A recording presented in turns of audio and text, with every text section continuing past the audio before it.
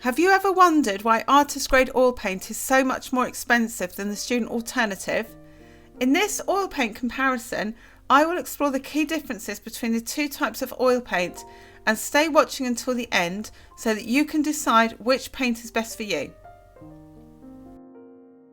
You may have noticed when buying paint that with some brands you can buy a set of 10 tubes for around £30, whereas some paints come in one tube and you can take out a payment plan to pay for the paint. The reason for this is that the paints are separated into two groups, student grade and artist grade. This is the case for oil paints as well as watercolours and acrylics. The reason for this price difference is the proportion of pigment to binder. The paint that you purchase in the art store is a blend of pigment, which is the material that gives the paint its colour, and binder, which glues the pigment together. In most paints that are on sale today, the binder is linseed oil, and in some cases it can be safflower oil, and both are relatively inexpensive. When you buy a tube of oil paint, the proportion of pigment to binder, the quality of the pigment used, and the way that the two substances are mixed together determines the quality of the paint, and then in turn the price.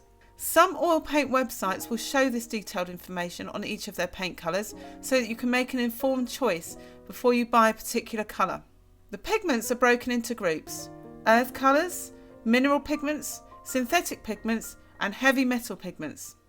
Some of the earth colours, for example yellow ochre, are easy to source, so are inexpensive, whereas some of the heavy metal pigments, for example cadmium red, are difficult to source, and this affects the price. The ratio of binder in artist grade paint is usually a third binder to 2/3 pigment, but this will obviously vary with different brands. You will also find that the quality of the pigments is higher with the artist brands, and this creates a stronger vibrancy and tinting strength in the paint. In the student grade paint, the quantity of pigment will be extended with cheaper fillers to reduce the cost, but this will also reduce the vibrancy and tinting strength. Paint companies also replace pigments to reduce costs. Because of this, you will sometimes see the word hue after the pigment. For example, cadmium yellow light hue. These colours are as identical as the original colour or hue, but they may not be as opaque or vibrant. This is an experiment to show the difference in tinting strengths of student and artist grade oil paint. If you wanted to see how I test the paints including tinting and opacity in more detail, watch my ultimate guide to oil painting for beginners. In this experiment, I've put out equal amounts of an artist brand Michael Harding and a student brand Crimson and Blake to test their tinting strengths.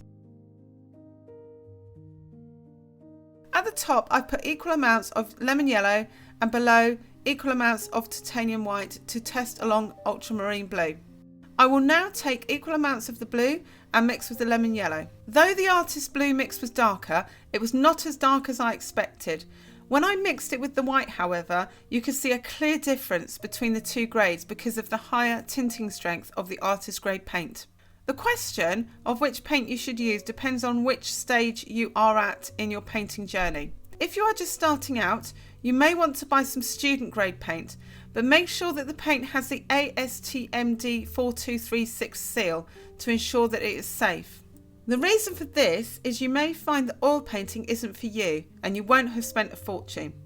However, if you are at the stage where you have been using oils for a period of time and you can see yourself oil painting in the future, then it would be worth paying the extra for the artist grade paint for the simple reason that the artist paints go further because of the tinting strength and last a long time if used in the right way.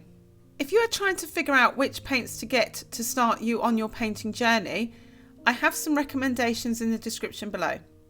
If you want to learn more about oil painting, then tap or click here, and to find out about the products used in today's clip, check the description below.